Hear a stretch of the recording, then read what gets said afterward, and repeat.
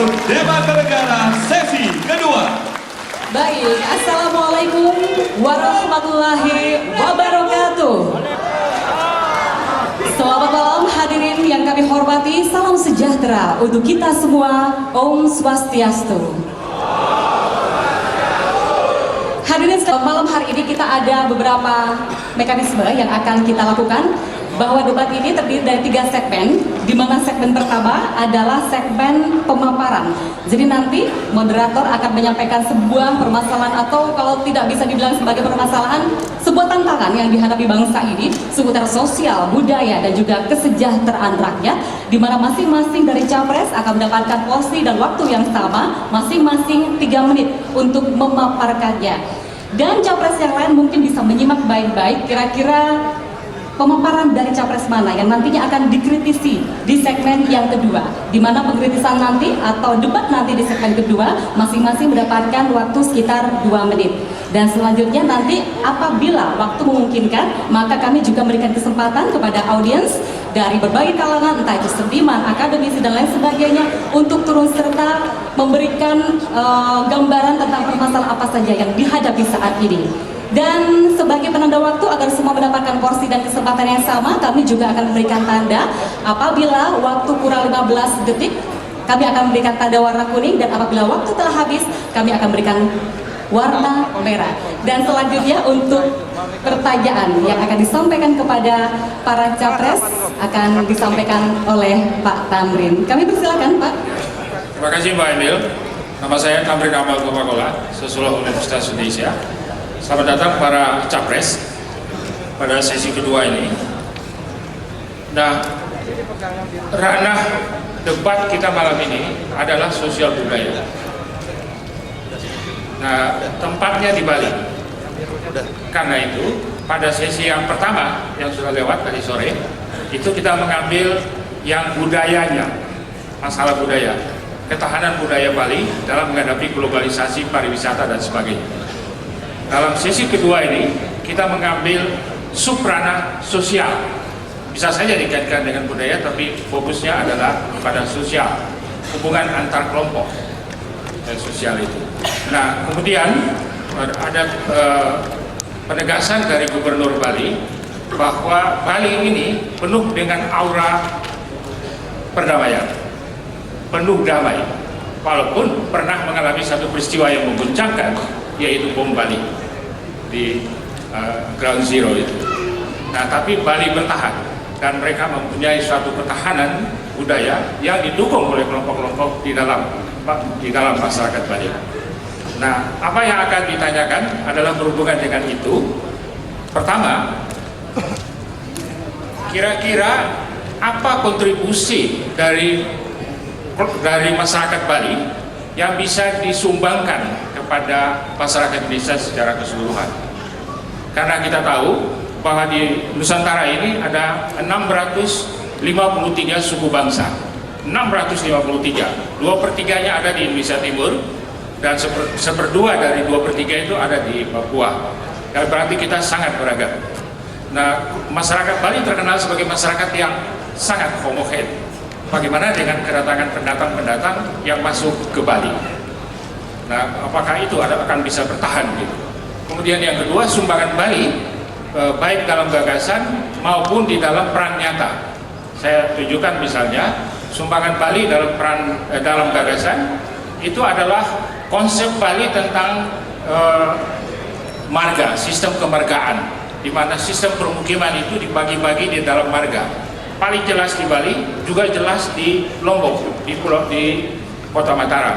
Nah, itu sangat bagus untuk Indonesia. Nah, kita yang sangat majemuk ini, apakah kita akan hidup yang di dalam rumusan Inggris dikatakan just living next to each other, or we should live together peacefully?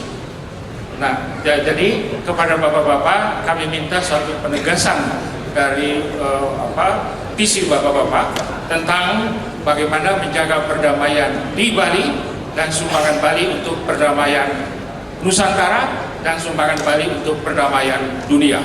Itu yang kita minta. Baik, cukup jelas pertanyaannya. Kita bersemangat sekali lagi untuk dengan capres. Dan untuk yang pertama kali silakan untuk memberikan pandangan, pemikiran dan solusi yang telah disampaikan dari tantangan yang dihadapi tadi kepada Jenderal TNI Purnawirawan Endriartono Sutarto. Assalamualaikum warahmatullahi wabarakatuh. Salam sejahtera dan untuk kita semua, salam sejahtera untuk kita semua. Salam. Kita tahu bahwa bangsa Indonesia itu terdiri, tadi sudah disebutkan, dari sekian suku, bangsa, agama, dan budaya. Dan kita dari sejak awal merdeka sudah menggunakan Pancasila sebagai dasar falsafah bangsa. Oleh karena itu, dengan keberagaman yang ada, lalu kita tempatkan semboyan moto dari bangsa ini, Bhinneka Tunggal Ika, yang artinya keberagaman tetapi tetap satu. Bali merupakan tempat di mana masyarakat lain juga bisa melihat bagaimana Bali yang homogen tetapi kemudian dalam perkembangannya menerima banyak pendatang dari luar, termasuk Bali yang keluar dari Pulau Bali. Ternyata mereka bisa hidup secara damai dengan suku-suku bangsa lain yang berbeda agama, berbeda dalam budaya dan sebagainya. Disitulah kekuatannya, sehingga dengan keberagaman yang ada ini justru harus menjadikan kita sebagai bangsa yang betul-betul kuat karena justru keragamannya. Kita mengenal ada Pela Gandong di Maluku. Kita mengenal di sini ada Subak yang mengatur bagaimana agar supaya para petani bisa bertani dengan baik karena mendapatkan aliran air yang sangat baik diatur. Di tempat lain juga punya budaya masing-masing yang kemudian mereka menjadi satu yang dikenal dengan bangsa Indonesia yang bertoleransi terhadap perbedaan, saling dukung-mendukung, menjadi satu gotong royong, dan itulah kekuatan bangsa. Kekuatan ini jangan pernah lemah hanya karena terkadang ada perbedaan, ada gesekan satu dengan lain. Gesekan adalah hal yang biasa. Kakak beradik dalam satu keluarga bergesekan adalah hal yang biasa. Tetapi gesekan ini justru lebih memperkuat bahwa kita punya perbedaan, dan perbedaan itu tidak harus menyebabkan kita menjadi lemah. Bhinneka Tunggal Ika merupakan satu kekuatan yang harus kita pertahankan. Terima kasih. Baik, terima kasih. Luar biasa pemaparan dari Pak Endriartono. Lantas bagaimanakah pemaparan atau pandangan dari seorang Dr. Ali Mashkur Musa MSI MHum? Silakan. Terima kasih. Assalamualaikum warahmatullahi wabarakatuh. Om Swastiastu. Orang mempunyai dua sikap. Yang pertama adalah kompetisi, dan yang kedua adalah kooperasi. Karena itu, untuk melihat masa depan Indonesia, bagaimana satu sisi yang manusia itu punya kepentingan pribadi, dan yang kedua punya jiwa komunalisme, itu harus seimbang. Dulu zaman Orde Baru, orang itu diarahkan pada yang disebut dengan uniformitas, semua seragam, menghilangkan identitas diri. Nah, dalam posisi seperti ini, saya menghendaki ada beberapa hal yang bisa kita ambil mengembangkan Indonesia ke depan, dan sampai kapanpun apa yang terjadi, dan itu ada yang disebut dengan nilai-nilai Bali. Apa? Yang pertama, Bali adalah menyeimbangkan antara yang disebut dengan materialitas, artinya masalah dunia, dengan spiritualitas. Tidak mungkin orang maju kalau hatinya kosong. Bali mengedepankan terbukanya sistem ekonomi karena banyak investasi, tetapi spiritualismenya itu tidak hilang. Ini yang harus dikedepankan. Yang kedua, Bapak Ibu sekalian yang saya hormati, Bali mempunyai tadi disebut dengan homogenitas, tetapi juga sangat terbuka yang disebut dengan transnasionalisme di dalam sistem yang ada. Orang akan hebat kalau maju dan membuka diri.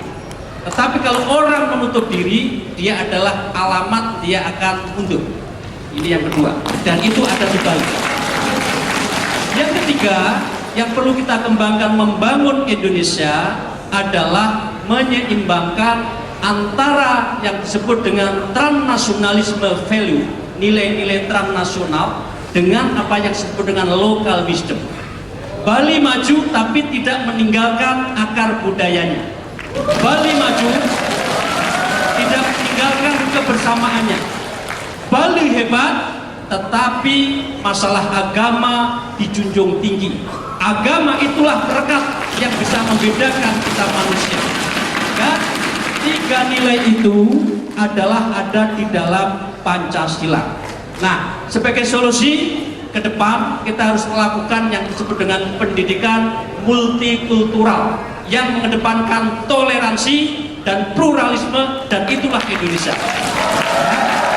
Tidak ada Indonesia tanpa pluralisme, tidak ada pluralisme tanpa toleransi. Terima kasih. Tepuk tangan sekali lagi. Lantas, apakah tokoh yang satu ini juga memiliki pandangan yang sama? Hadirin, inilah dia Bapak Dahlan Iskan. Terima kasih. Saya sudah mengamati seluruh Indonesia dan berbagai negara, tetapi yang bisa menyatukan 5 hal ke dalam satu sikap adalah baru di Bali. Bagaimana agama bisa menyatu dengan adat istiadat, bisa menyatu dengan kebudayaan, bisa menyatu dengan kesejahteraan, dan bisa menyatu dengan keberlangsungan atau lingkungan hidup. Ini satu kenyataan yang harus menginspirasi kita semua. Agama, adat, budaya betul-betul jadi satu, dan tiga-tiganya ini bisa kompatibel dengan upaya mensejahterakan umatnya atau masyarakatnya lewat pariwisata, lewat keindahan alam. Dan ini yang menurut pendapat saya, dalam iklim demokrasi di Indonesia yang kian lama kian dewasa nanti akan menjadi cermin. Ini loh contoh bahwa agama juga kompatibel dengan kemajuan, adat juga kompatibel dengan kesejahteraan, kesejahteraan juga tidak harus membunuh adat, dan kemajuan juga tidak harus menyingkirkan agama. 5 ini menyatu menjadi satu di Bali ini. Sehingga saya membayangkan bahwa bagaimana agama, adat, kesejahteraan, lingkungan hidup bisa menyatu, tetapi juga kemajuan bisa ada di dalamnya. Kalau ini diterus kembangkan dan disebarluaskan, dan dalam demokrasi yang dewasa, maka banyak persoalan di Indonesia akan selesai dengan cara memandang ke Bali. Terima kasih. Baik, terima kasih. Sesungguhnya waktu masih ada Bapak, tapi mungkin nanti bisa dialokasikan ke segmen selanjutnya. Dan hadirin serta pemirsa di rumah, selanjutnya kita saksikan bersama. Inilah dia pemikiran yang akan dipaparkan oleh Pak Dino Patijala. Om Swastiastu. Saya memulai dengan ada satu laporan. Saya baru kembali dari Amerika Serikat, juga sebagai duta besar Indonesia di sana, dan ada satu bingkisan hadiah untuk rakyat Bali, yaitu dalam 6 bulan terakhir KBRI dikunjungi setiap hari oleh ratusan orang. Dan tahu kenapa? Karena sekarang KBRI telah menjadi objek turis, karena di depan gedung KBRI ada patung 5 meter Dewi Saraswati. Terima kasih Pak Gubernur Pastika dan juga bekerjasama dengan Bupati Badung. Itu contoh investasinya nggak banyak, sekitar 1 miliar, tapi di jantung superpower ada patung dari Bali yang akan berdiri ratusan tahun dan dilihat oleh jutaan orang. Dan Dubes India di seberang jalan bilang saya, itu gimana tuh? Itu punya kita tuh. Enggak, Dewi Saraswati milik Indonesia. Ini adalah cerminan dari filosofi yang mirip dengan yang disampaikan oleh Pak Dahlan. Tema besar saya adalah nasionalisme unggul. Apa itu? Banyak definisinya, tapi salah satu definisi kunci dari nasionalisme unggul adalah tradisi, kearifan lokal, dan modernitas berjalan bersama tumbuh. Ya. Ini masalah global nih. Ada negara-negara yang maju, tapi kehilangan kearifan lokal dan budayanya. Singapura adalah salah satu contohnya. Sehingga baru sekarang ini mereka mulai memacu konten budayanya. Nah, di sini Bali mempunyai suatu unggulan yang luar biasa. Ya. Bali sumbangan terhadap Indonesia dan dunia itu besar sekali. Kita lihat Bali Democracy Forum. Suatu capaian sejarah yang merubah politik dan demokrasi di Asia Pasifik ada di Bali. World Cultural Forum baru dilaksanakan di Bali juga dan pusatnya juga ada di Bali. Trihita Karana sudah diakui oleh masyarakat internasional dan diadopsi kemarin di APEC dan dalam berbagai forum. Jadi sumbangan Bali luar biasa bagi Indonesia dan dunia internasional. Tapi ada satu poin penting yang menginspirasi budaya lain di tanah air. Budaya Bali berhasil membuktikan bahwa satu budaya Indonesia bisa bukan hanya eksis, tapi mengungguli budaya-budaya lain di pentas global budaya dunia. Dan ini apa artinya? Budaya Bali bisa kuat karena tumbuh dari bawah dan terus mempertahankan eksistensinya, dan budaya-budaya lain di Indonesia juga perlu merasa percaya diri melihat apa yang dicapai oleh budaya Bali ini. Jadi sungguh Bali sumbangannya besar sekali bagi kasanah budaya Indonesia, tapi juga dalam meyakinkan budaya Indonesia lainnya bahwa budaya Indonesia manapun bisa bersaing dengan budaya global manapun. Baik, luar biasa para capres beserta konvensi Partai Demokrat ini. Lantas masih ada dua lagi capres yang akan memberikan sumbangsi pikirannya dan menanggapi tantangan yang sedang dihadapi. Hadirin inilah dia, Bapak Hayolo Isman. Terima kasih. Om Swastiastu. Assalamualaikum warahmatullahi wabarakatuh. Salam sejahtera bagi kita semua. Bung Karno, Presiden pertama kita, menyatakan bahwa Pancasila itu digali dari rakyat Indonesia, bukan oleh Bung Karno dan The Founding Fathers, dari rakyat Indonesia, dari rakyat Bali melalui peradaban Bali. Oleh karena itu merupakan suatu kehormatan bagi saya hadir di Pulau Dewata ini, karena Bali telah menyumbangkan dari sejak zaman dahulu kala. Bukan hanya hari ini, dari zaman dahulu kala. Saya sepakat dengan Pak Junapati Jalan, Trihita Karana, hubungan manusia dengan pencipta, hubungan manusia dengan manusia, hubungan manusia dengan lingkungan itu harus dilestarikan. Tidak boleh dia terhalang oleh demokrasi dan keterbukaan. Karena itu adalah jati diri kita sebagai orang Indonesia. Tidak ada gunanya kita berdemokrasi, kita terbuka, tapi kita kehilangan jati diri. Itulah jati diri kita, itulah cara orang Bali menyelesaikan masalahnya. Kita tidak perlu mengajarkan orang Bali bagaimana menyelesaikan masalahnya. Mereka sudah memiliki di kita karena itu. Inilah di dalam konteks negara yang kita kenal dengan Pancasila. Sehingga dengan demikian tantangan ke depan adalah bagaimana peradaban Bali ini sudah unggul.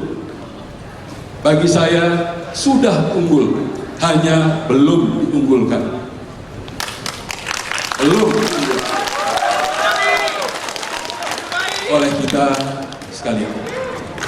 Kita harus bangga dengan budaya Bali, dengan adat istiadatnya, dengan subak, dengan berbagai karya rakyat Bali dari sejak zaman dahulu kan. Hanya tantangannya sekali lagi adalah bagaimana ini menjadi budaya unggul tidak hanya bagi masyarakat Bali, tapi bagi bangsa Indonesia. Sehingga ke depan harapan saya adalah bagaimana melalui budaya unggul ini yang harus kita unggulkan menjadi satu kekuatan untuk kita terus maju.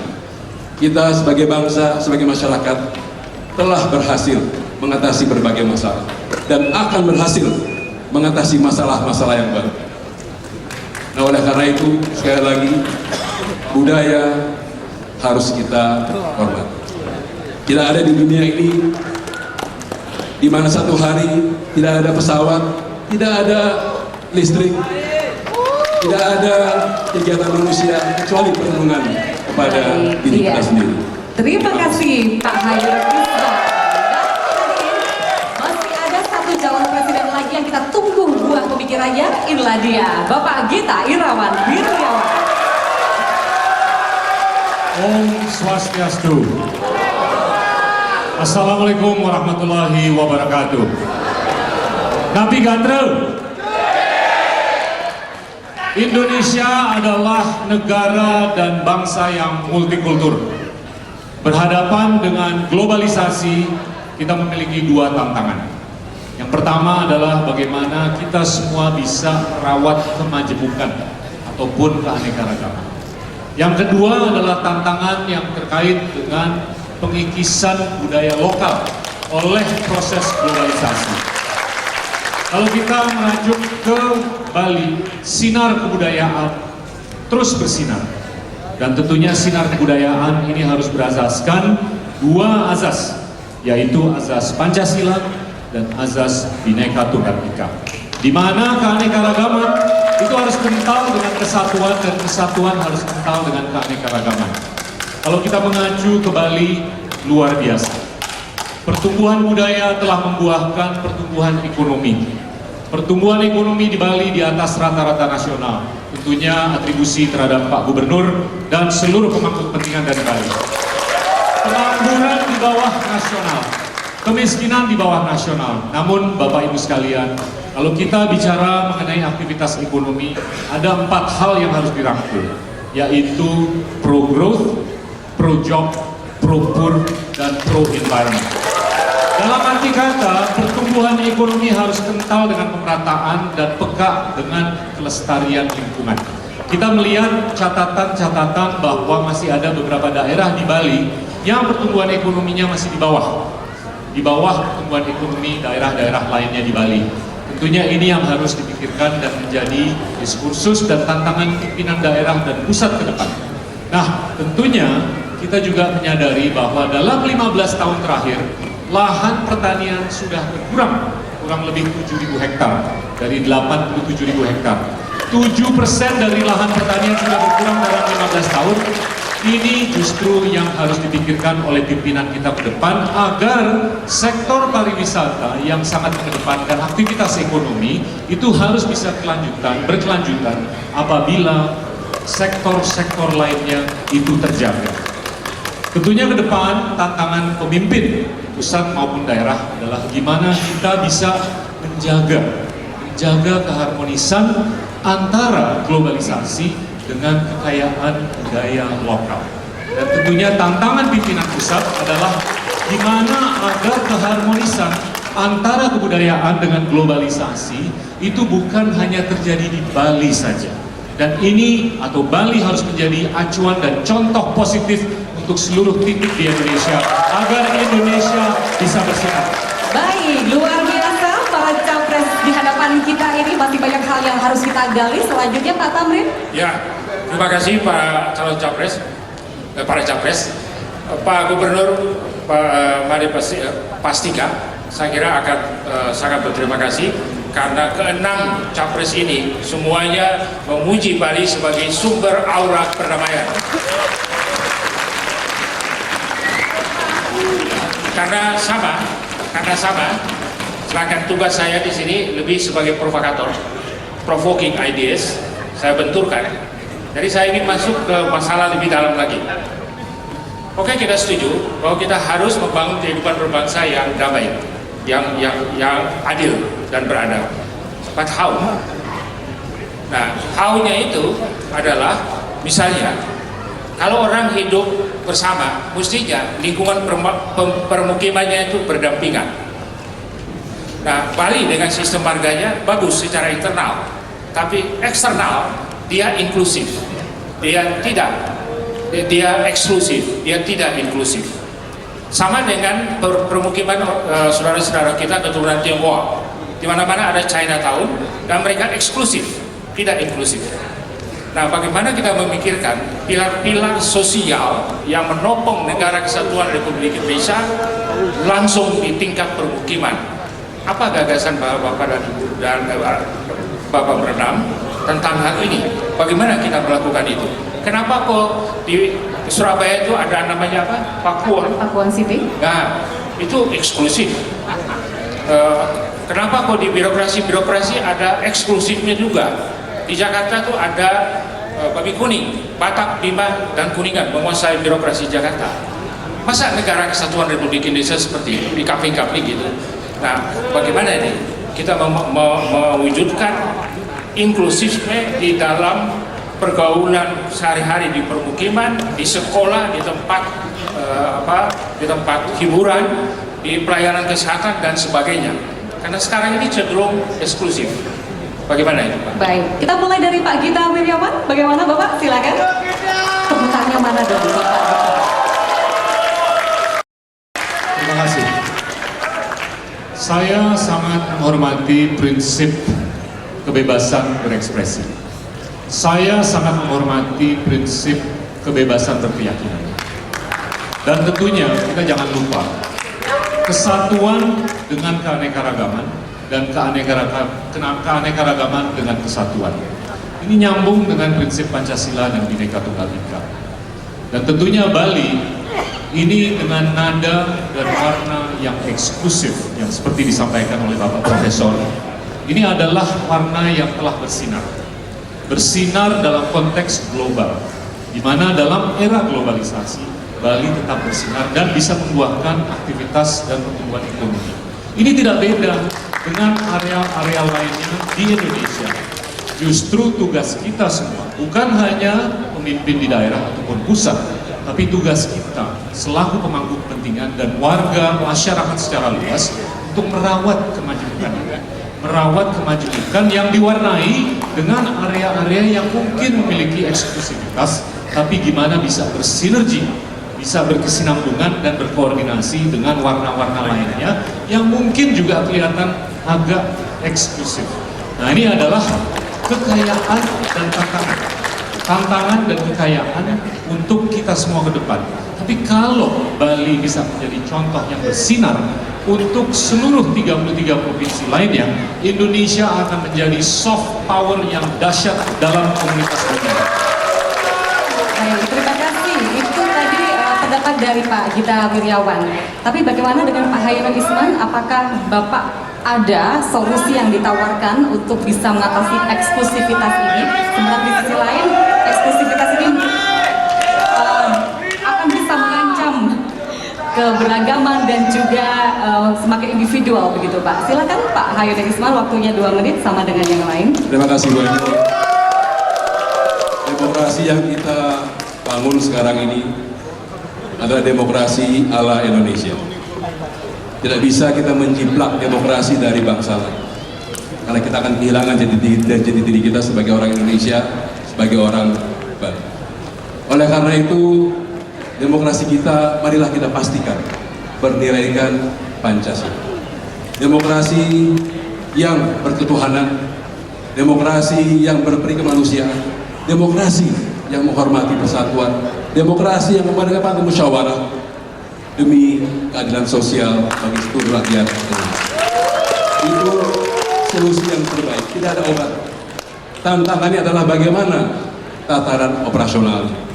Di sini tantangan yang kita hadapi. Karena keterbukaan juga membawa sisi gelap. Sisi gelapnya adalah mereka membawa nilai-nilai asing ke dalam masyarakat kita. Sehingga tantangan ini harus dijawab dengan tegas oleh bangsa Indonesia. Kita mau berdemokrasi, kita senang dengan keterbukaan, tapi kita akan menolak berbagai nilai yang akan menghancurkan bangsa Indonesia. Banyak daerah mengalami hal-hal yang tidak sebaik di Pulau Bali. Masih ada di berbagai daerah sesama agama pun saling menyakiti. Di satu daerah di Maluku dulu pernah terjadi orang Islam membantu saudaranya yang beragama Nasrani membangun gereja. Orang Nasrani membantu orang Islam membangun masjid. Itu hilang. Inilah tantangan kita ke depan.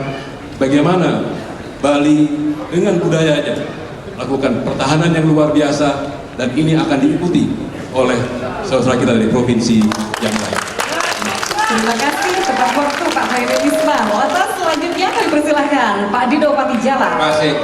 Saya mohon izin tidak berbeda pendapat, tidak dengan capres, tapi mungkin dengan Pak Moderator, boleh ya Pak? Ya? Boleh, silakan. Saya tidak melihat itu sebagai masalah. Mengapa?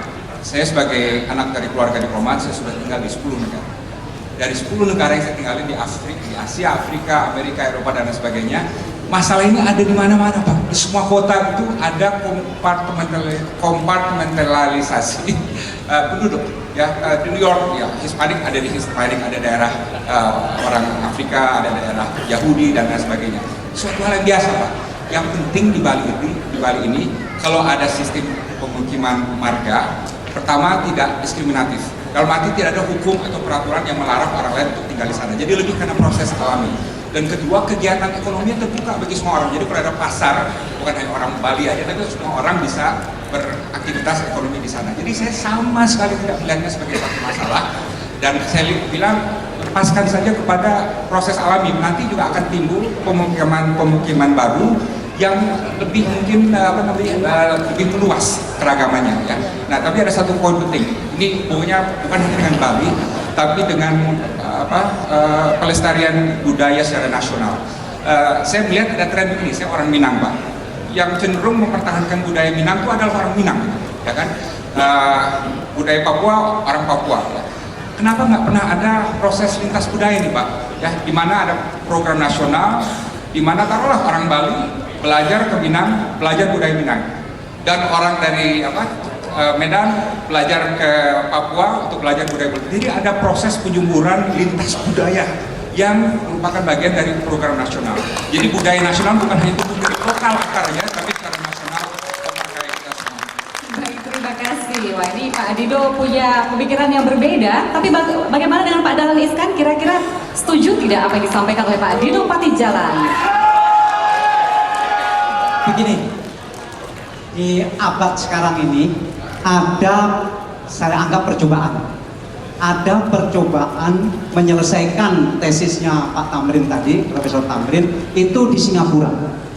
Di Singapura itu perumahan dirombak, diganti dengan apartemen semua, dan itu wewenang dari negara, dari pemerintah.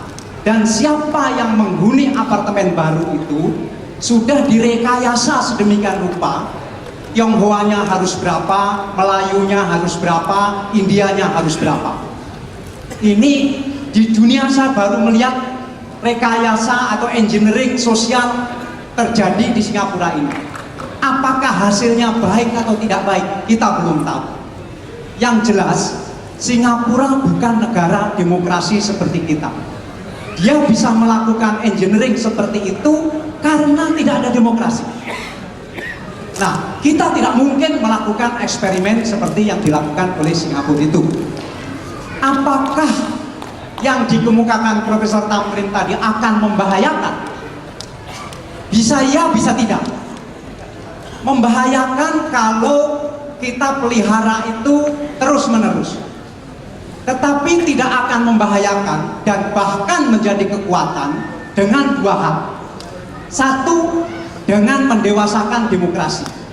Demokrasi akan menyelesaikan itu. Demokrasi yang dewasa akan menyelesaikan persoalan itu. Masalahnya kita belum dewasa dalam berdemokrasi, tapi kita akan menuju dewasa itu. Nah, gangguan terhadap demokrasi yang dewasa adalah money politik, dendam, dan seterusnya. Itu harus kita selesaikan dalam 2 kali pemilu yang akan datang.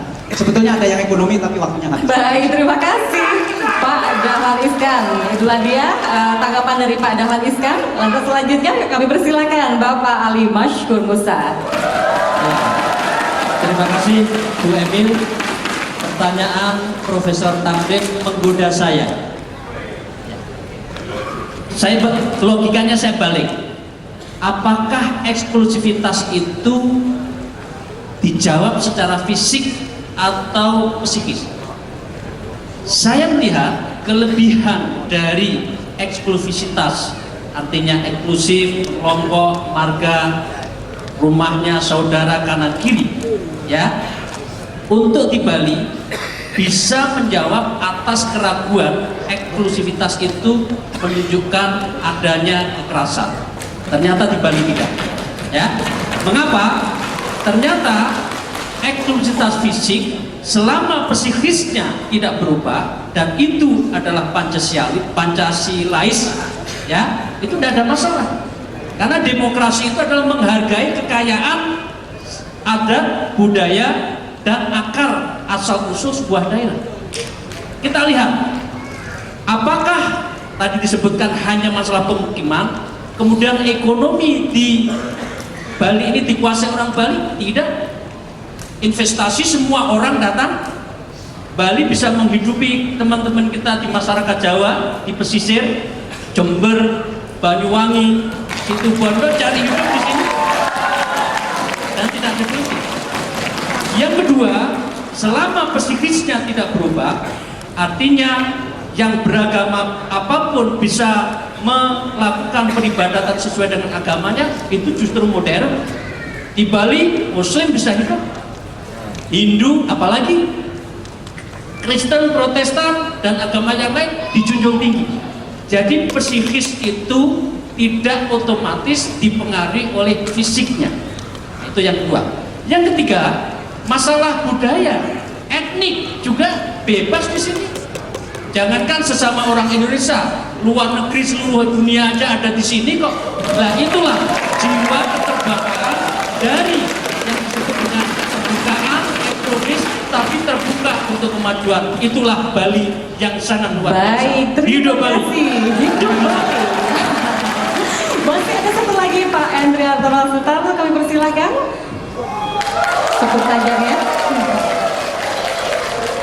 Iya, eksklusivitas pengelompokan dari masing-masing kelompok orang itu adalah sangat manusiawi, yang mereka itu ingin agar supaya mereka bisa saling memahami, bisa saling tahu, saling menghargai. Kalau mereka satu budaya adalah sesuatu yang sangat manusiawi.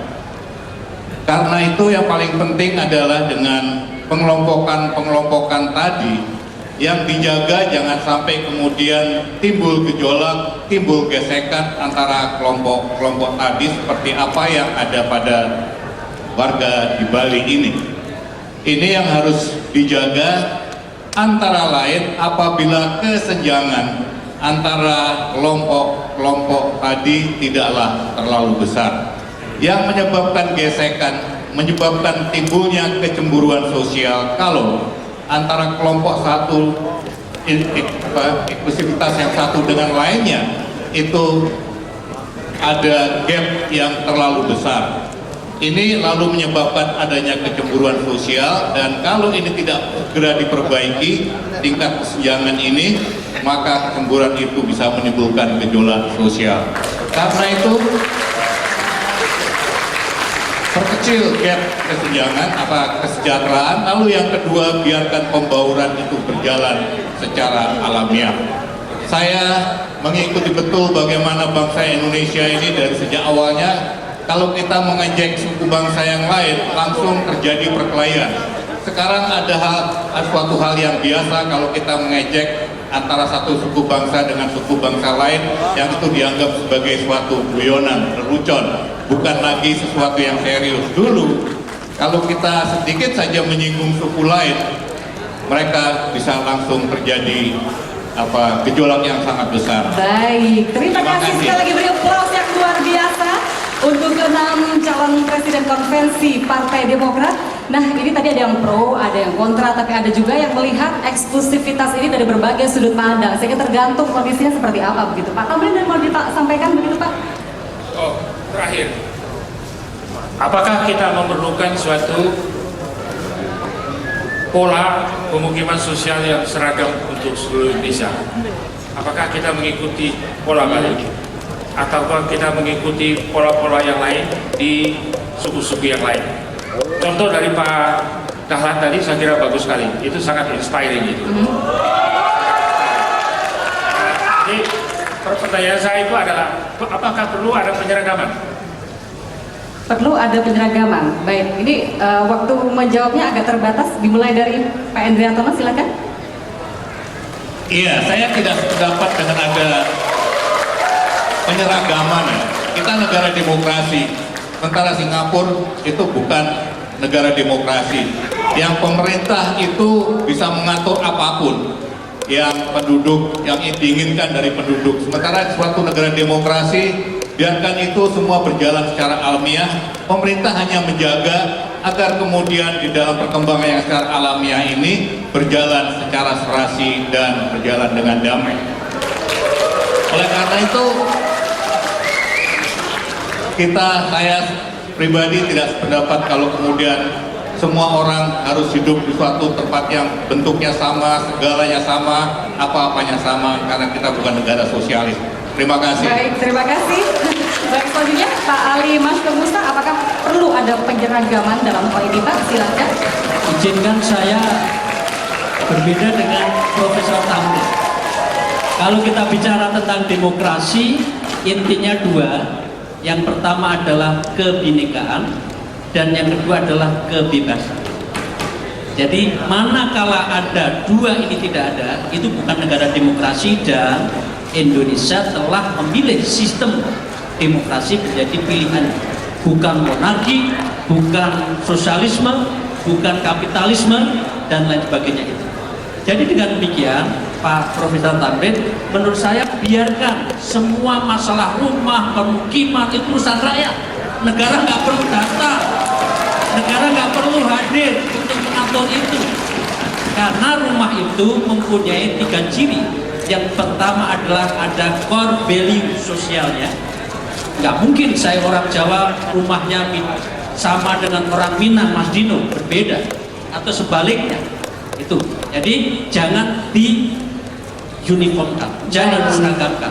Terima kasih. Terima kasih banyak. Pak Dahlan Iskan, bagaimana? Saya bukan saja tidak setuju, tetapi itu seperti kata Sri Mulat, hal yang mustahil. Tidak mungkin terjadi. Jangankan itu, Tuhan itu tidak membuat ciptaannya seragam. Makasih. Terima kasih Pak Dahlan, singkat padat ya.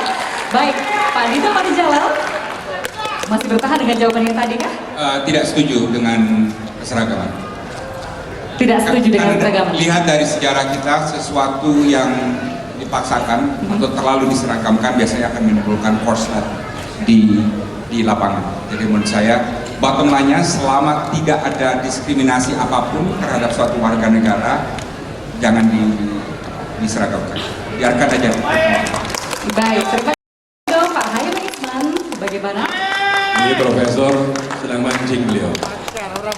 Dan saya pikir kita semua sepakat bahwa Indonesia adalah puncak-puncak dari budaya daerah. Bali, Minang, Papua, Aceh, Mapalus, Sulawesi Utara itu adalah puncak-puncak budaya Indonesia. Jadi tidak bisa diseragamkan. Yang penting adalah bagaimana kita saling menghormati. Nah, oleh karena saya titip, kalau kita menghormati diri kita sendiri, saya berharap di Bali Selatan ini tidak hanya beli anggur impor. Belilah anggur petani Buleleng. Terima kasih. Terima kasih Pak Hayam Isman. Pak Dito Marijalal, silakan. Saya tidak sepakat dengan konsep keseragaman. Tapi saya ingin mengangkat 2 potensi masalah. Kalau kita melihat Bali dan kita bangga dengan kesuksesan Bali karena sinar budayanya, patut dan lazim. Tapi kalau saya sebagai pemimpin Bali dan pemimpin pusat, saya akan khawatir mengenai apakah cahaya Bali ini telah atau akan membuahkan kekhawatiran terhadap kelompok-kelompok tertentu yang memusuhi prinsip keanekaragaman. Ini yang harus dikhawatirkan oleh siapapun yang ada di Bali dan ada yang di luar Bali. Dan yang kedua adalah sebagai pemangku kepentingan kesuksesan Bali, kita harus memperhatikan dan menjaga agar sinar budaya Bali ini berkesinambungan. Dan saya setuju dengan Pak Tarto bahwa kesinambungan sinar budaya ini hanya bisa terjadi kalau kita bisa memastikan ketahanan pangan dan pemerataan dan kepekaan terhadap hal-hal yang penting. Terima kasih, beri aplaus semangat luar biasa kepada capres kita di depan ini. Nah, tadi kita sudah sempat membicarakan masalah sosial begitu ya. Ada yang pro kontra dan lain sebagainya, tapi itulah Indonesia yang beragam tapi tetap satu jua. Dan selanjutnya kita mau berbincang masalah yang lain, masalah yang senantiasa update begitu ya, masalah korupsi. Nah, di sini juga telah hadir begitu banyak penggiat anti korupsi. Di antaranya ada dari LSM Anti Korupsi Bali Education Watch, ada Pak Komang Biasa. Aplaus ya sekali lagi, Pak Komang. Ya, ini Pak Komang ini dari LSM Anti Korupsi Bali Education Watch. Ini ada yang mau disampaikan atau mungkin Pak Komang mengalami tantangan apa saja di lapangan ketika akan ada upaya pemberantasan korupsi, dan apa harapannya terhadap para calon pemimpin bangsa ini? Silakan Pak. Terima kasih. Koreksi saya pada Prof. Moderator, saya harap agak menggigit sebab ini calon presiden. Saya takut sekali hasil putaran konvensi ini tidak memberikan sesuatu yang menarik buat rakyat. Dan orang Bali akan bingung memilih Bapak karena semua menyanjung Bali, tidak mengenai substansi Bali sesungguhnya. Tantangan bangsa kita ke depan sudah jelas Bapak-bapak, MDGs di depan kita. Bapak akan jadi calon presiden 2014. Target capaian MDGs kita 2015. Apa yang akan Bapak perbuat? SBY saja yang sudah hebat masih tertatih-tatih mengentaskan kemiskinan. Tolong di otak Bapak MDGs yang harus ada. Tidak usah bingung-bingung mencari sesuatu lagi. Urusan lokal, ajak gubernur nanti menciptakan gula-gula di tiap provinsi sehingga semut mau datang. Gampang aja kok. Baik. Cara berpikir presiden harus yang holistik, jangan yang kecil-kecil. Urusan budaya, puncak-puncak budaya lokal itu dimodif menjadi budaya nasional. Ini saya minta. Kedua, jangan bingung mencari visi. Saya titip resep tetua Nusantara, sudah ada menulis dulu. Tugas seorang presiden dalam bahasa sastra kita bunyinya begini: saya ikang prayojaneng. Tugas pemimpin presiden adalah memberantas kemiskinan rakyat. Itu tugas pemimpin, tidak ada yang lain. Caranya gimana? Satu, harus memperhatikan tokoh agama, konsep ulama umaroh. Kedua, harus memperhatikan petani. Tanpa ada petani, apa yang bisa kita makan? Tidak ada bisa. Jangan mimpilah swasembada kalau kita tidak berpihak pada petani. Orang pupuk aja masih susah sekarang. Ketiga, membangun infrastruktur. Mau jalan, mau jembatan, lihat anggaran infrastruktur Puncak sangat kecil. Bali pulau kecil sangat bagus, oke. Tapi lihat Indonesia yang lain. Terakhir, memberantas kemiskinan rakyat. 2015 capaian MDGs 50% orang miskin harus sudah tidak miskin lagi. Jangan cerita mimpi, jangan cerita retorika saat ini. 2015 di depan mata kita. Terima kasih. Pak Komang semangat sekali ya, dan para kakak sudah harus lebih semangat lagi menjawabnya. Kami beri kesempatan kepada Pak Dino Patijalal untuk berikan jawaban terhadap pertanyaan Pak Komang Biasa tadi. Waktunya 2 menit, kami persilahkan Pak. Terima kasih. Gini Pak, mengenai korupsi bisa saya jawab. Saya memang agak bingung nih kalau bicara mengenai korupsi karena saya tidak mau terlalu banyak retorika, tapi saya jawab dengan perbuatan. saya mengusung sebagai bagian dari nasionalisme unggul politik biaya rendah. Kemarin saya ke Bandung, 10 orang staf relawan, 3 hari 3 malam, transport, hotel, makanan, semuanya itu nggak berapa? 17 juta ya. 10 orang 3 malam. Dan saya tweet, saya sampaikan kepada rakyat Indonesia, ini biaya saya. Dan setiap kali saya melakukan perjalanan, saya bisa membuktikan bahwa politik biaya rendah itu bisa, dan ini bagian dari upaya untuk memberantas money politics.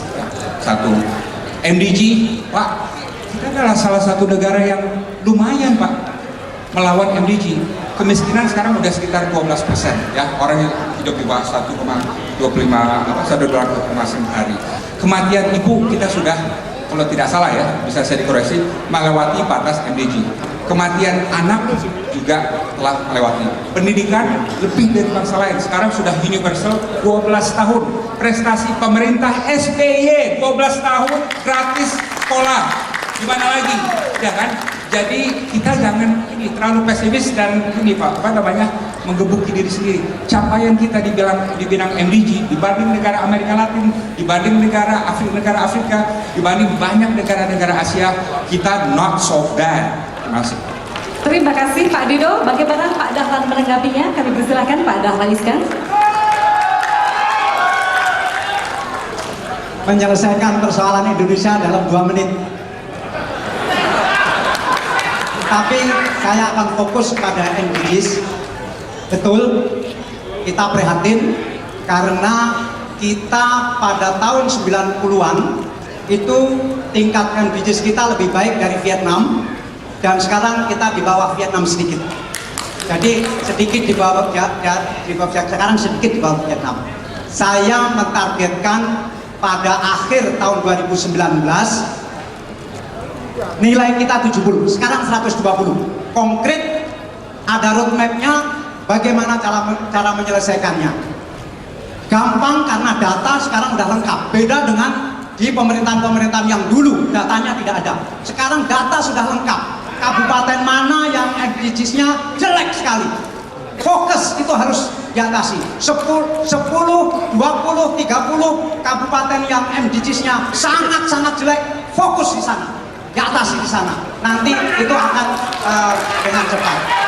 Yang kedua, apapun Pak SBY sangat berjasa melahirkan yang disebut BPJS Kesehatan.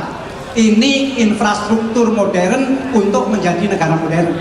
Memang kurang memuaskan karena kalau alokasi anggarannya hanya 19 triliun. Ini juga senjata yang luar biasa untuk menyelesaikan MDGs. Karena itu nanti saya akan minta bahwa BPJS ini anggarannya tidak 19 triliun tetapi 35 triliun. Dan itu sama sekali tidak besar. Itu sama sekali tidak besar. Ini konkret, nyata, dan ada roadmap-nya. Makasih. Terima kasih Pak Dahlan Iskan. Selanjutnya kami persilakan Pak Hayono Isman. Alhamdulillah, terima kasih. Bicara tentang pertanian saya setuju Pak. Tadi saya mengatakan belilah anggur dari petani Buleleng. Sekarang ini Bali Selatan impor semua anggur ya Pak. Di kata-kata pemerintah juga impor anggur.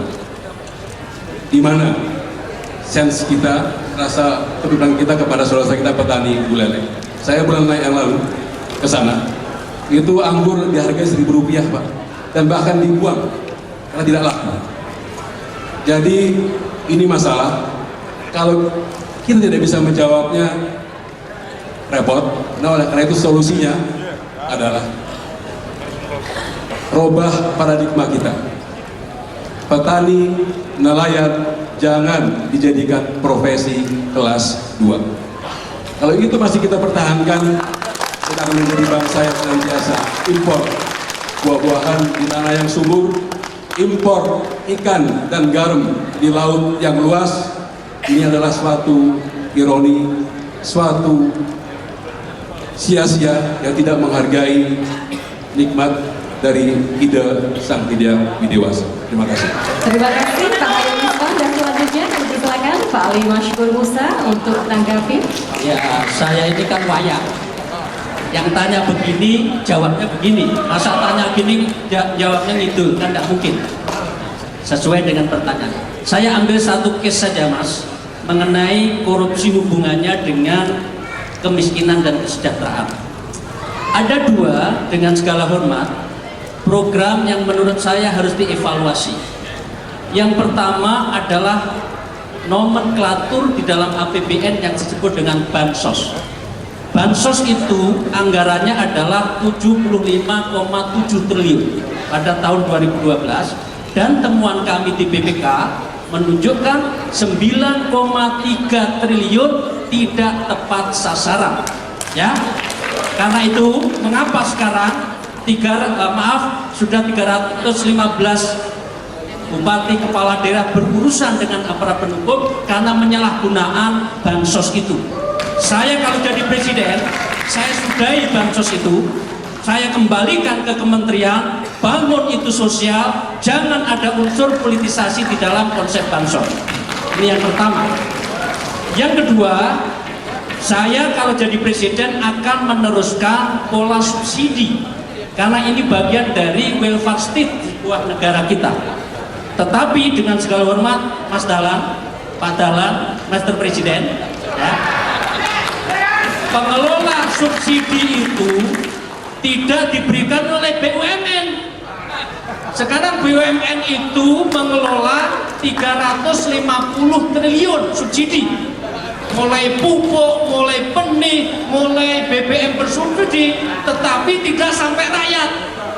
Jadi kalau saya jadi presiden, subsidi tetap harus ada, itulah negara Indonesia welfare state, tetapi yang direct to rakyat, daerah langsung pada rakyat yang membutuhkan, by name, by address, dan itulah kesejahteraan Indonesia akan bisa tercapai manakala tepat sasaran dan tidak ada korupsi di Indonesia. Iya, terima kasih.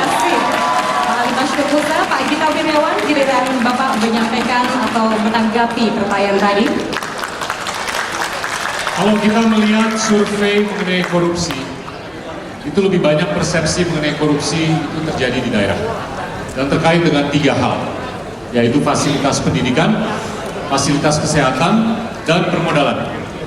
Saya sudah pernah menyampaikan sebelumnya, pemimpin ke depan harus tegas untuk menyikapi korupsi. KPK bukti nyata. Dan gimana supaya lembaga hukum lainnya bisa menjadi bukti nyata untuk memberantas korupsi. Jumlah penyidik di KPK hanya 100, sedangkan jumlah PNS 4,5 juta. Rasio penyidik terhadap PNS adalah 1:45.000. Sedangkan di Hong Kong yang memerlukan 30 tahun untuk memberantas korupsi, rasio penyidik terhadap PNS itu 1:200. Kita 1:45.000. Coba dibayangkan berapa lama kita akan membutuhkan untuk memberantas korupsi. Nah, tentunya yang kedua yang bisa dilakukan adalah politik anggaran. 50% dari anggaran itu dilempar ke daerah. Banyak sekali kasus di mana pemimpin daerah diberikan anggaran untuk membangun sekolah. Sekolahnya jadi, tapi nggak ada murid, nggak ada guru. Pertanggungjawabannya gimana? Pertanggungjawabannya 2, 1 dimasukin ke KPK, atau 2 tahun depan jangan dikasih anggaran lagi untuk membangun sekolah. Nah, ini harus dilakukan koordinasi dan kerjasama antara pusat dan daerah. Dan pemimpin ke depan harus tegas untuk menyikapi pemberantasan korupsi. Tadi saya sudah mengangkat mengenai pertanian. Human Development Index di Bali 73,8, di bawah tingkat nasional. Dan ini mencerminkan bahwa pemerataan belum setinggi seperti apapun yang kita inginkan, dan swasembada di Bali harus tercapai sebelum kita melakukan hal-hal lainnya. Baik, terima kasih Pak Gita Wirjawan. Masih ada satu lagi Pak Endriarto Sutarto, kami persilakan untuk menanggapi Pak. Iya, saya bersyukur bahwa pada malam ini ada Pak Jero Wajik, Menteri ESDM, lalu ada Pak Dahlan Iksan, Menteri BUMN. Karena dari sejak awal saya selalu mengatakan bahwa kita harus segera meninggalkan era bahan bakar minyak, agar kemudian subsidi yang kita keluarkan untuk minyak itu bisa kita gunakan untuk meningkatkan kesejahteraan bagi masyarakat pada tingkat yang paling bawah. Petani misalnya, itu infrastruktur di pedesaan, irigasi harus segera dibangun agar kemudian produksinya meningkat, pendapatannya meningkat, hidupnya menjadi lebih baik. Tetapi dengan hampir sekitar 300 triliun setahun kita keluarkan untuk subsidi BBM, maka kita kehilangan kesempatan untuk melakukan pembangunan yang langsung menyentuh kebutuhan rakyat banyak. Segera konversikan bahan bakar minyak dengan gas dan batu bara, serta sumber-sumber energi lain, geotermal dan sebagainya. Kalau itu dilakukan, kita menghemat devisa 80 juta US dollar satu hari dan devisa antara 200 sampai 300 triliun. Kalau itu yang kita lakukan, insya Allahnya kehidupan rakyat yang di bawah bisa segera terangkat. Yang kedua, korupsi. Saya adalah pernah menjadi ketua tim analisis dan advokasi KPK. Salah satu-satunya obat untuk korupsi ini bisa hilang, sanksi hukuman yang berat dan pemiskinan. Kalau itu dilakukan, orang kemudian belajar dari pengalaman yang sudah ada. Korupsi ternyata bukan menyenangkan, tetapi justru menyengsarakan. Terima kasih. Terima kasih. Aplaus sekali lagi untuk kedatangan capres kita. Pak Tamrin, kami persilakan. Terima kasih atas pertanyaan dan jawaban para capres.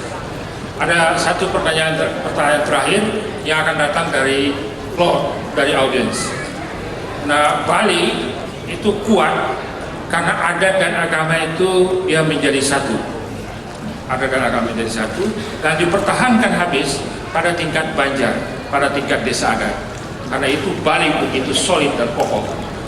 Satu daerah lain yang kurang lebih hampir mirip dengan Bali adalah daerah Minang. Yaitu di mana di daerah Minang itu adat bersendikan syariah bersendikan kitabullah. Itu juga adat dan agama menyatu dan dipraktikkan di tingkat nagari secara sangat bagus.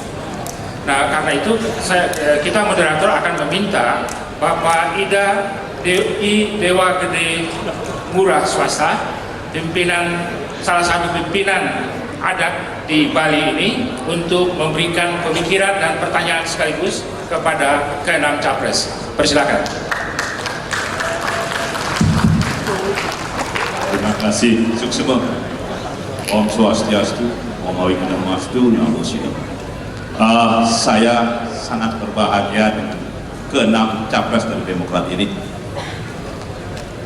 Dalam konteks perlindungan adat dan budaya, pembangunan adat dan budaya di Indonesia, bukan hanya di Bali saja. Kita dalam konteks tata negaraan, kita sudah tahu bahwa Pancasila dan Bhinneka Tunggal Ika, sehingga esensi yang saya dapat, yang saya ingin konfirmasi dengan bapak-bapak, bahwa ada kebebasan adat-adat, kebebasan agama-agama, kebebasan budaya-budaya, kemerdekaan, otonom.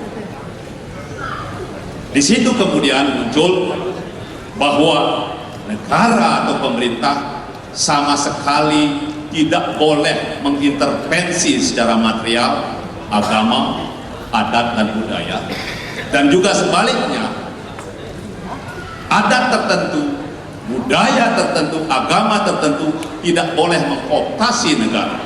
Saya ingin konfirmasi apa betul apa salah. Yang kedua, ada isu yang berkembang dan pendapat yang berkembang. Kalau ingin menghancurkan Bali sekaligus menghancurkan Indonesia, maka hancurkanlah desa Pakrama, hancurkanlah banjar-banjar adatnya. Dan tapi kalau ingin membangun Indonesia, bangunlah dari Bali, bangun, kuatkan, berdayakan desa Pakraman, adat Banjar dan desa adatnya, berarti sekaligus membangun budaya adatnya, agamanya, Pancasila, Bhinneka Tunggal Ika, rohnya di sana. Itu yang kedua. Konfirmasi saya mohon. Yang ketiga, di Bali kami rasakan untuk membangun Bali, artinya kalau membangun Bali itu budayanya, adatnya, di Bali Mandara mampu pasti begini. Tetapi ada kerikil yang kami rasakan otonomi tingkat 2, yang titik sentralnya tingkat 2. Itu kerikil-kerikil yang kami susah untuk bagaimana menyatukan visi misi menjadi, kalau kita ingin bahwa Bali itu sebenarnya One Island Management. Itu yang ketiga. Yang keempat, untuk memberdayakan desa Pekraman, Banjar Adat, Bali, bahkan juga Indonesia. Kami di Bali merasakan suatu ketimpangan, ketidakadilan, undang-undang perimbangan keuangan pusat dan daerah sungguh kami rasakan tidak adil. Karena kami tidak punya sumber daya alam, kami punya pariwisata, budaya, bahkan banyak sumber-sumber keuangan negara potensinya ada di Bali, tapi itu kami tidak pernah dapat. Konfirmasi itu kira-kira, mudah-mudahan doa saya di antara bapak-bapak ini ada yang jadi presiden kita, presiden saya. Apa kira-kira konfirmasi bapak-bapak tentang isu yang berkembang itu? Terima kasih, itu saja. Baik, terima Om kasih. Santi Santi Santi. Dan untuk kesempatan pertama kami persilakan kepada Pak Ali Mashkur Musa untuk memberikan tanggapan sekaligus betul 2 menit Bapak. Ya, terima kasih. Ini pertanyaan yang sangat fundamental untuk menjawab pertanyaannya, apakah negara kita ini negara agama, teokrasi? Apakah negara ini adalah negara sekuler? Dan akhirnya para pendiri bangsa kita memilih negara kita adalah negara Pancasila. Negara Pancasila menempatkan culture, budaya, adat istiadat, ya, dan juga religi agama adalah menjadi enlightened, menjadi pencerah dan menjadi inspirasi dan menjadi sinar tadi oleh yang terhormat Mas kita. Nah, ini penting untuk dijawab karena kenyataannya negara yang sekuler telah melahirkan kekeringan hidup, sehingga hidup itu menjadi tidak bermakna. Satu sisi. Sedangkan di sisi yang lain, beberapa negara yang atasnamakan agama tertentu juga ternyata tidak bisa menjawab masalah kesejahteraan karena terlanjur yang disebut dengan jumud yang tidak bisa memberi kebebasan mengeksplor manusianya itu sendiri. Karena itu menempatkan agama, budaya, adat istiadat harus diletakkan dalam posisi pencerah, dan itulah kekayaan Bali khususnya, dan itulah kekayaan Indonesia pada umumnya. Indonesia bisa maju karena agama, Indonesia maju karena budayanya, Indonesia maju karena adat istiadatnya. Dan yang terakhir, negara ini adalah negara kesatuan. Jadi kalau ada negara provinsi yang kaya, tidak ada salahnya membantu provinsi yang penerimaan daerahnya kurang. Itulah fungsi tolong-menolong di dalam negara kesatuan Republik Indonesia. Terima kasih Pak Ali Mashkur Musa.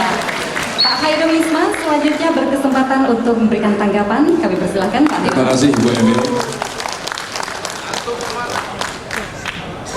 Yang menarik barangkali kasus reklamasi Tanjung Benoa. Saya dengan tegas mengatakan bahwa pemerintah harus wajib mendengarkan pandangan masyarakat. Kalau tidak, kemajuan yang akan dibangun akan menjadi kemajuan yang tidak pokok. Sudah terbukti. Pulau Sarangan direklamasi, abrasi di pantai timur Bali. Ini kemajuan yang mengorbankan orang lain. Itu bukan pemerintah yang memahami nilai-nilai Pancasila. Nah, sehingga ke depan masyarakat adat menurut hemat saya harus dipelihara bukan hanya oleh masyarakat tetapi oleh negara, berdampingan dengan struktur pemerintah. Tidak boleh dihadapkan satu sama lain karena mereka harus saling memperkuat. Dan memang tidak mudah tugas menjadi presiden. bahkan jadi kepala rumah tangga saja setengah mati. Akan lebih mudah menjadi presiden kalau kita memahami, menghayati Pancasila. Kalau kita memahami masalah bangsa, kalau kita mau menjunjung tinggi nilai-nilai yang ada di adat istiadat kita, termasuk di Bali.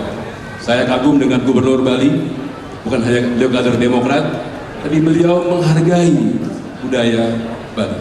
Jadi saya yakin Gubernur tidak terburu-buru memutuskan untuk mereklamasi Tanjung karena budaya Hindu mencintai, ulangi, budaya Bali sangat menghormati lingkungan.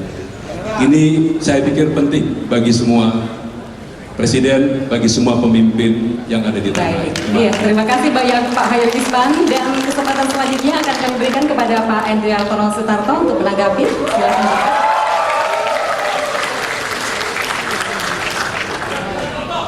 Iya, saya dapat tadi dengan pembicara terdahulu bahwa kita itu bukan negara agama, kita bukan negara sekuler, tapi kita negara yang berdasarkan Pancasila, yang sila pertamanya ketuhanan yang Maha Esa. Artinya setiap warga negara Indonesia tidak boleh tidak dia harus beragama, dan karena kita negara demokrasi dia bebas beragama apapun.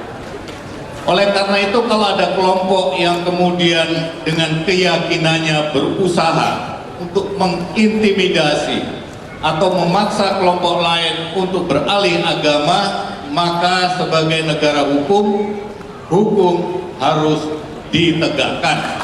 Karena hal seperti itu adalah suatu pelanggaran hukum. Orang bebas untuk beragama apapun, sehingga kalau ada kelompok yang mengintimidasi kelompok lainnya adalah pelanggaran hukum, dan hukum mari kita tegakkan tanpa pandang bulu siapapun.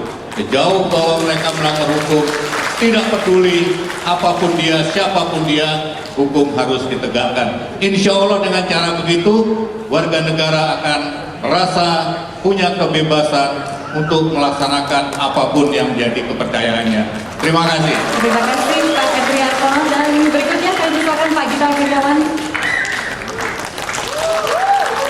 Terima kasih. Saya merangkul azas Pancasila dan Bhinneka Tunggal Ika, keanekaragaman dalam kesatuan, kesatuan dalam keanekaragaman. Izinkan saya untuk mengilustrasikan dalam konteks Besakih yang sudah ditentukan sebagai kawasan strategis pariwisata nasional. 3 hal harus dipenuhi. Yang pertama adalah kesakralan harus dihormati. Yang kedua, tentunya aspirasi masyarakat luas harus terjawab. Dan yang ketiga adalah kesejahteraan lahir dan batin itu harus bisa ditingkatkan dan kental dengan pemerataan. Kalau 3 hal tersebut dipenuhi, tentunya kebudayaan bisa bersinar dimanapun, bukan hanya di Besakih. Kalau kita bicara mengenai budaya, tentunya kalau kita mau mengacu ke undang-undang desa dan undang-undang lainnya yang menyatakan bahwa budaya harus diakui, budaya harus dilindungi. Tapi kalau saya ingin menambahkan satu lagi, budaya harus diberdayakan. Nah, ini kalau bicara mengenai pemberdayaan budaya di Bali, saya justru melihat pemberkahan tempat dengan sumber daya alam itu bisa menjadi kutukan.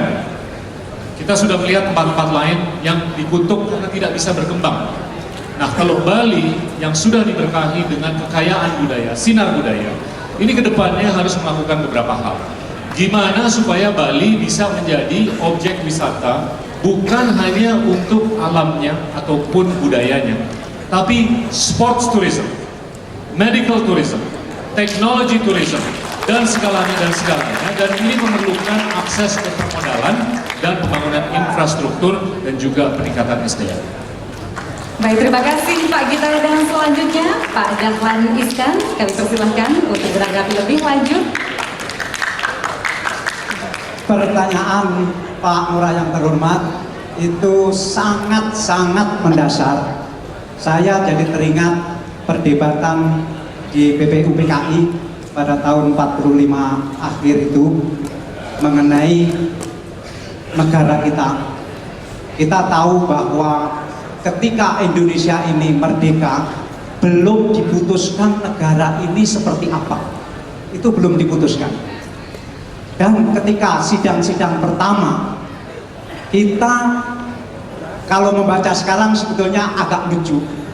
Karena ketika Bung Karno menawarkan bahwa bentuk negara kita ini republik, banyak sekali anggota sidang yang bertanya, republik itu apa? Ketika dijelaskan bahwa republik itu demokrasi, demokrasi itu apa? Mayoritas tidak tahu. Kemudian ketika dijelaskan bahwa kepala negara dari sebuah negara republik itu nanti disebut presiden, banyak yang bertanya, presiden itu apa?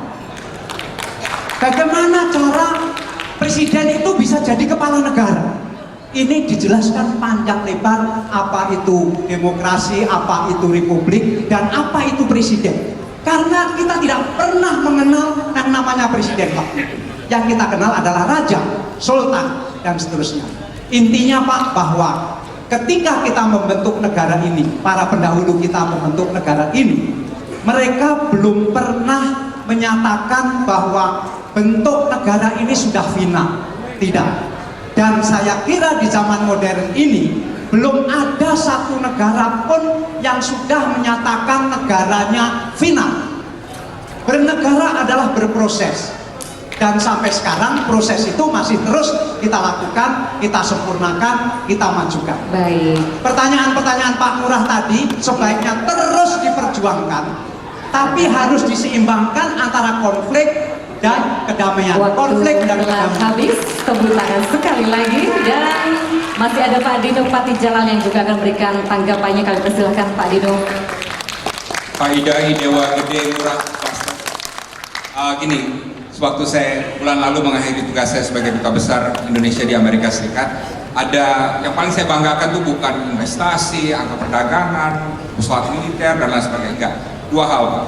Satu, saya berhasil mengadakan suatu lomba budaya yang membuat batik sekarang menjadi bagian dari budaya Amerika. Jadi sekarang ada batik Hawaii, ada batik Alaska, batik cowboy, batik Indian dan lain sebagainya. Itu tandanya apa? Batik Indonesia kuat dan mendunia. Dan kedua, pencaksilat, percaya atau tidak, sekarang telah menjadi kurikulum dari American University di Washington DC. Dan pertanyaannya ketika itu berhasil dicapai adalah, kok di Indonesia enggak? Kenapa pencaksilat tidak masuk dalam kurikulum universitas di Indonesia? Nah ini jadinya masalah pelestarian budaya di Indonesia adalah masalah pelembagaan dan infrastruktur. Saya ada beberapa kebijakan yang saya akan usulkan. Satu, saya akan mengalokasikan 100 miliar anggaran pemerintah untuk riset budaya di universitas-universitas Indonesia. Kedua, saya ingin agar apa yang sedang dilakukan di Bali, yaitu ada desa adat, sekarang kan sudah ada 100.400 desa adat di Bali. Ini juga suatu model yang dapat diterapkan di provinsi-provinsi lain di Indonesia. Bahkan kalau bisa, desa adat itu dapat subsidi. Sekarang kan sudah ada undang-undang desa di mana satu desa dapat 1 miliar. 1 miliar itu paling nggak 10% harus digunakan untuk pelestarian budaya. Ketiga, kita semua selalu bicara mengenai kearifan lokal. Tapi silakan tanya, kearifan lokal itu apa? Di mananya? Kan susah. Ya siapa yang tahu ya? Saya akan mengadakan suatu program untuk membukukan dan bahkan kodifikasi kearifan lokal yang ada di berbagai provinsi Indonesia sehingga jelas apa itu kearifan lokal itu. Dan kemudian kemudian saya akan mengadakan indeksasi dan pendataan budaya-budaya yang ada di Indonesia karena terlalu banyak, ada 663 dan lain sebagainya, banyak ragamnya, banyak tariannya, banyak pakaiannya, banyak dan segala macamnya. Perlu ada sistem indeksasi nasional budaya. Mengapa? Karena menurut UNESCO ada 6.000 bahasa dunia dan setengahnya akan punah di akhir abad ini. Jangan sampai ada budaya Indonesia. Baik, terima kasih. Kita beri aplaus semangat sekali lagi kepada ke-6 calon presiden konvensi Partai Demokrat, Pak Tamrin. Ya, saya kira Bapak Ibu-Ibu sekalian, kita berbahagia hari ini bahwa kita mendapatkan satu perdebatan yang cukup hidup dan kemudian keenam capres ini sepakat bahwa seperti Bung Karno mengatakan, suku bangsa adalah meja ini di atasnya, kemudian suku, bahasa Jawa suku ada 3 kaki di bawah. Dan kita sepakat bahwa kaki-kaki di bawah tidak boleh saling tendang, dan dia harus bisa hidup serasi dan berdamai dengan kaki-kaki yang lain. 653 suku dan budaya yang ada di Nusantara ini. Nah, dikaitkan dengan demokrasi, salah satu indikator yang paling penting dari demokrasi adalah keberhasilan sistem demokrasi tertentu melindungi minoritas. Dalam closing statement ini saya minta supaya keenam capres ini merumuskan kebijakan dan program khusus untuk menjamin hak-hak kaum minoritas di Indonesia.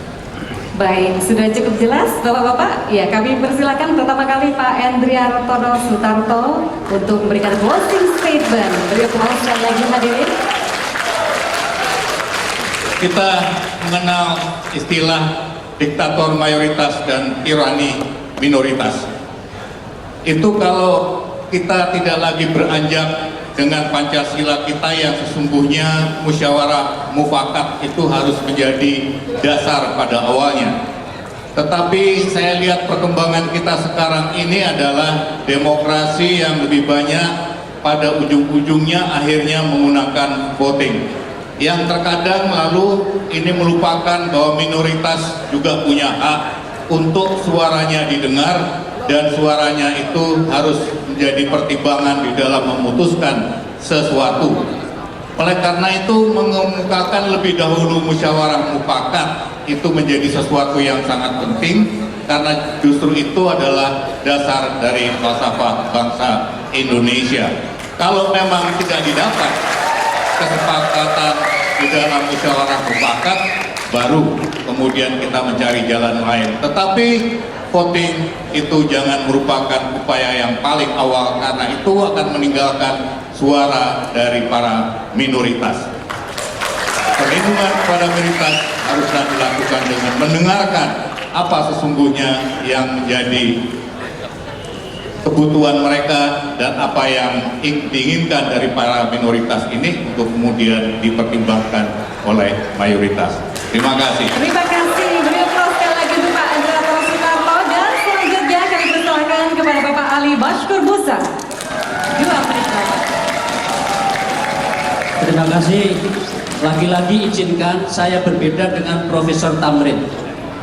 Mulai hari ini saya mengajak pada seluruh masyarakat Indonesia, tanggalkan istilah mayoritas minoritas. Karena semua warga negara di depan hukum dan pemerintahan adalah sama. Begitu pasal 27 dan banyak diulas di pasal 28 Undang-Undang Dasar Negara Republik Indonesia. Equality before the law adalah prinsip demokrasi yang ini disebut dengan civil and political right. Nah, caranya apa? Letakkan di dalam sebuah warga negara ini, kembali lagi, culture, adat istiadat, agama sebagai pencerah di dalam kehidupan bangsa. Selama ini bisa ditempatkan, maka tidak ada konflik. Itu yang pertama. Yang kedua, kalau kita mau bicara bersama, maka strategi pembangunannya harus inklusif. Tidak dibenarkan di negara Indonesia yang mengenal pasal 33 Undang-Undang Dasar, 120 orang kaya di Indonesia kekayaannya sama dengan hampir APBN 1 tahun. Padahal masih 29 juta Indonesia kita itu masih miskin. Pembangunan inklusif adalah mengajak semua. Pembangunan inklusif adalah tidak ada yang boleh ditinggal di negeri ini. Yang kedua. Yang ketiga, yang saya pikirkan di dalam warga negara ini adalah semua terwakili di negeri ini. Distorsi reformasi telah menghasilkan underrepresented. Dulu ada suku anak dalam di MPR. Dulu ada Batak yang secara institusi di MPR. Dulu ada Bali secara institusi yang di DPR. Sekarang tidak ada, atas nama demokrasi yang bebas. Saya ingin mengambilkan demokrasi sesuai dengan Undang-Undang Dasar. Terima kasih Pak Afi Bashkur Ustaz luar biasa. Dan selanjutnya kami persilakan Bapak Dahlan Iskan.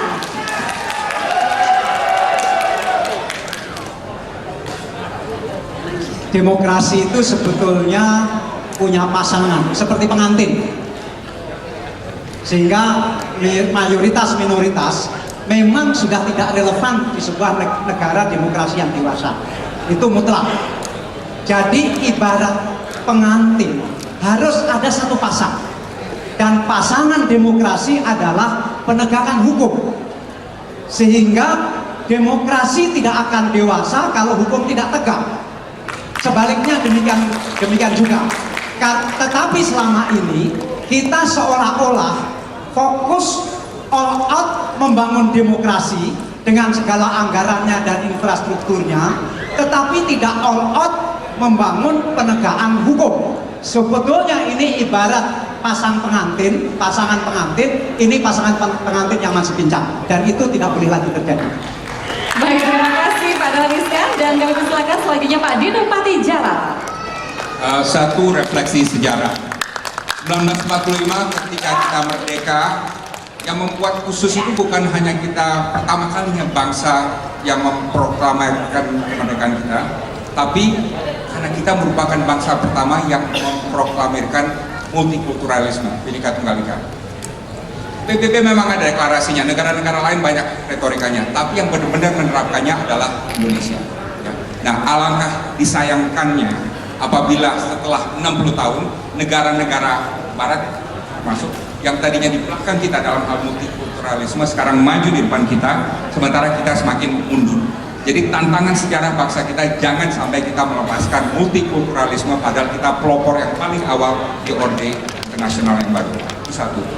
Saya tanya kedua mengenai minoritas, Pak. Saya mau buka rahasia nih. Saya ada satu agenda pribadi yang saya ingin usung di sini. Mengapa saya ikut konvensi Capres? Agenda pribadi saya adalah saya ingin mewabahkan istilah atau konsep meritokrasi. Ya. Meritokrasi ini belum populer, tapi orang-orang mulai ngerti ini merit system, semua orang punya peluang yang sama terlepas dari kesukuannya, dari agamanya dan lain sebagainya untuk maju. Semuanya flat, bisa bersaing dengan equal sebagai setara. Ini yang masih menurut saya masih kurang meritokrasi di Indonesia. Di pemerintahan masih kurang, di politik masih kurang, di parpol masih kurang. Saya senang sekali mendengar bahwa Pak Gubernur Pastika terpilih sebagai Gubernur Bali terlepas dari, mohon maaf, kastanya Pak Pastika. Artinya apa? Meritokrasi hidup di Bali, ya kan? Makanya saya juga ingin ikut dalam pemilu ini karena saya ingin membuktikan pemilu 2014 pemilih bisa memilih presidennya terlepas dari kesukuannya, bahwa saya orang Minang, orang Bali, orang lain sebagainya, tidak masalah. Yang penting demokrasi dengan meritokrasi. Terima kasih Pak Dino Patijala, luar biasa. Dan selanjutnya kami persilakan Pak Hayun Isman juga berkesempatan untuk berikan closing statement. Terima kasih Profesor. Mengenai minoritas, mayoritas, saya sepakat dengan sahabat saya, Bapak Ali Masud Musa. Jangan kita biasakan untuk kita sebut. Karena ini bisa terkikis apabila kita memperkuat budaya Indonesia dengan mempertahankan dan mengembangkan budaya Bali. Salah satunya itu.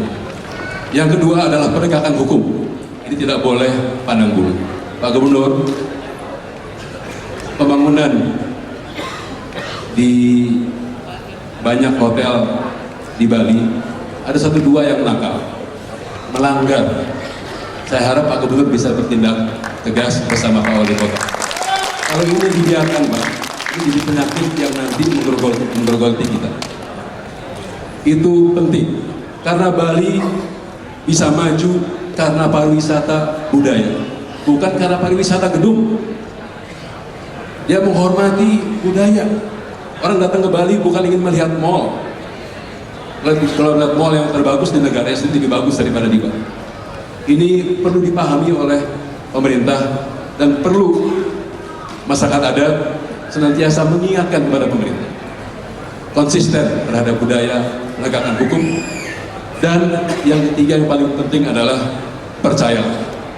Demokrasi yang berdasarkan Pancasila akan mengarah kepada demokrasi yang menghormati meritokrasi. Sekali waktu Pak, akan ada capres dari Bali, itu masalah waktu. Akan ada capres dari Papua, itu sekali waktu. Nah oleh karena itu konvensi ini menurut saya membangun budaya baru dalam politik untuk melahirkan, mengedepankan meritokrasi dalam demokrasi. Di samping rakyat tidak membeli kucing dalam karung. Terima kasih. Baik, terima kasih Pak Hairul Ikhwan, dan selanjutnya kita beri kesempatan Pak Gita Ira Wirjawan. Semenjak kemerdekaan, mayoritas dari penduduk kita adalah orang Islam. Semenjak kemerdekaan, mayoritas dari penduduk kita adalah orang Jawa. Itu fakta. Saya kurang sepakat dengan statement atau pernyataan bahwa ke depan tidak ada mayoritas atau minoritas. Justru yang harus disikapi adalah gimana kepemimpinan ke depan itu bisa merawat kemajemukan dan keanekaragaman. Kita melihat Bali telah bersinar. Bali adalah sinar yang luar biasa. Tapi saya bisa merasakan bahwa sinar tersebut telah dan bisa membuahkan kekhawatiran oleh kelompok-kelompok tertentu yang mungkin memusuhi keanekaragaman atau memusuhi kesuksesan. Nah, ini adalah amanah dan tugas kita ke depan, agar kita bisa bukan hanya merawat kemajemukan dan keanekaragaman, tapi bisa menggunakan kesuksesan dan sinar Bali untuk kesuksesan bangsa dan negara secara keseluruhan.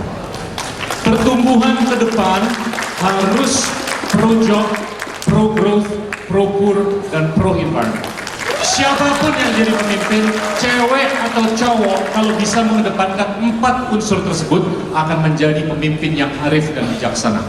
Dan pemimpin ke depan harus bisa memastikan bahwa demokrasi kita ini hanya bisa berkelanjutan apabila kita mau urun rembuk, apabila kita mau memastikan bahwa tidak ada satupun yang terpinggirkan, tidak ada satupun yang tertinggalkan, tidak ada satupun yang tidak dilindungi di kaum minoritas.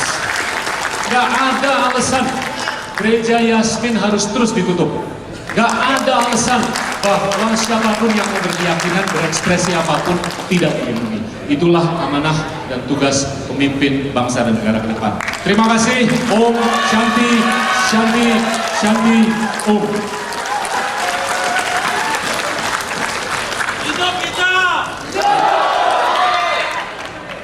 Terima kasih para capres. Bapak-bapak, ibu-ibu sekalian, saya kira kita bisa tenang dan punya harapan karena ke-6 capres ini paling kurang mempunyai 5 karakter. Ke-6 orang ini. Yang pertama adalah mereka memahami persoalan, baik masalah sosial budaya yang ada kaitannya dengan kepentingan ekonomi. Mereka paham benar. Kemudian yang kedua, mereka tahu solusinya. Mereka tahu solusinya harus bagaimana. Hanya tadi belum terlalu banyak yang menjabarkan kebijakan dan program, tapi mereka mempunyai solusi. Kemudian yang ketiga, mereka menjamin bahwa tidak akan ada penyeragaman di Indonesia ini, bahwa kemajemukan itu akan dihormati setinggi-tingginya. Sangat membuat kita adem.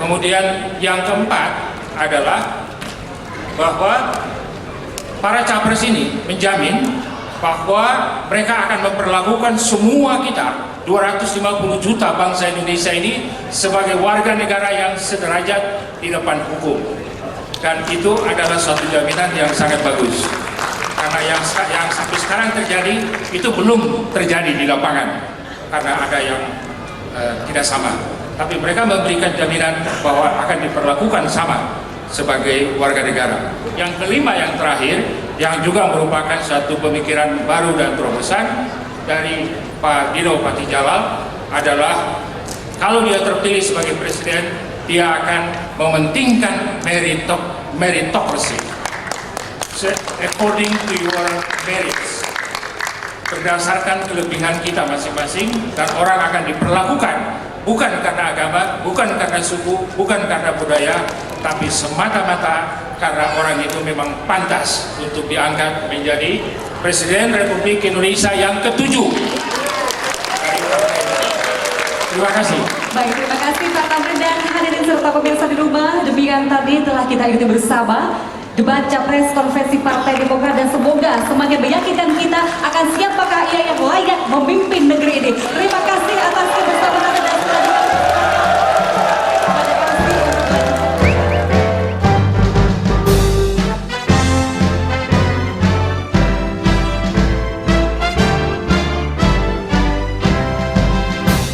Megah